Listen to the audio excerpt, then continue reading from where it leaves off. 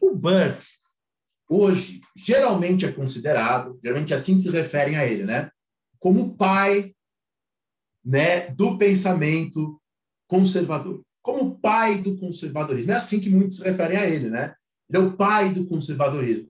Primeira coisa que eu quero dizer para vocês, isso é muito importante.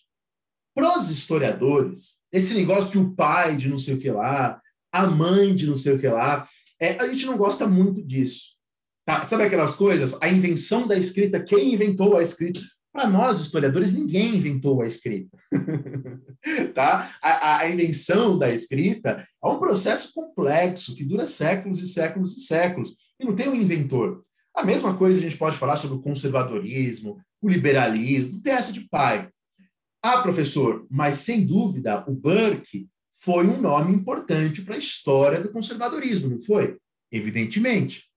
Claro que foi, e ainda é. Mas é muito importante que vocês saibam que essa história de que o Burke é o pai do conservadorismo é uma criação do século XX. Não é uma coisa da época do Burke, nem do século XIX. É uma construção que tem aí mais ou menos uns 100 anos. Tá? Se vocês quiserem um bom livro sobre a história do pensamento conservador, esse é um livro clássico, do Anthony Quinton, né? A política da imperfeição. Tá? O Anthony Quinton ele tenta fazer uma distinção, e eu acho que essa distinção é bastante pertinente, entre uma tradição conservadora inglesa e uma tradição conservadora francesa.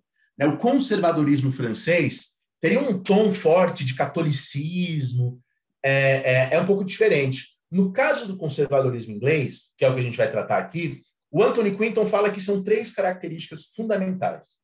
Tá? Primeiro, para os conservadores ingleses, em 1688, para quem não sabe, 1688 foi a Revolução Gloriosa, quando a Inglaterra formalmente, atenção ao formalmente se tornou uma monarquia parlamentar. Então, o conservadorismo inglês surge tentando preservar o arranjo histórico da Revolução, assim chamada Gloriosa de 1688. E o conservadorismo inglês ele é ancorado num tripé. Primeiro, o conservadorismo inglês é um defensor do tradicionalismo.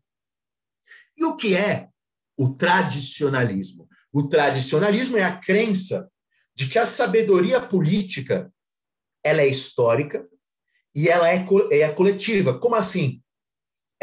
Os acontecimentos, as instituições, as coisas que surgem e ressurgem com o passar do tempo, elas têm em si, elas são dotadas em si de alguma autoridade. Quer dizer, o tempo carrega autoridade. Então, se existe alguma coisa, para dar um exemplo, que existe há 500 anos ou há 1000 anos, essa coisa tem que ser respeitada apenas pela sua persistência no tempo. A sabedoria coletiva é histórica. Tá? E aí vem a frase do Burke. O Burke fala assim, o indivíduo é tolo e a espécie é sábia. O indivíduo é um bocozão, mas a espécie humana é sábia. Então, a gente faz coisas bestas individualmente, mas coletivamente, a espécie humana tem sido muito bem sucedida. Tá? Tradicionalismo. Segundo, organicismo. E aí vem a tensão entre liberalismo e conservadorismo. Porque o organicismo é a ideia de que a sociedade é um todo, e não apenas as suas partes. Quer dizer, a sociedade é um todo orgânico, e as instituições criadas por essa sociedade, elas têm uma organicidade, elas têm uma relação com o tecido social. Terceiro, o ceticismo político, que é muito forte. Quer dizer, a desconfiança em relação ao excesso de teorias, ao excesso de filosofias, e as teorias muito abrangentes, tipo o marxismo, que busca pensar em modo de produção, ou as filosofias da história, que buscam o hegelianismo, que buscam pegar os grandes movimentos da história. O conservador é um cético. Ele desconfia muito do excesso de pensamentos e do excesso de teorias. Ele acha que a gente tem que respeitar as tradições, respeitar a sabedoria coletiva, e as mudanças têm que existir, mas elas devem ser lentas e graduais. Quando o Burke vem com isso daí, essas 3 coisas estão na obra do Burke, essas 3 características, e o Burke vai desconfiar exatamente dos filósofos iluministas. A gente geralmente fala em francês, os filósofos, para se referir aos filósofos iluministas, né?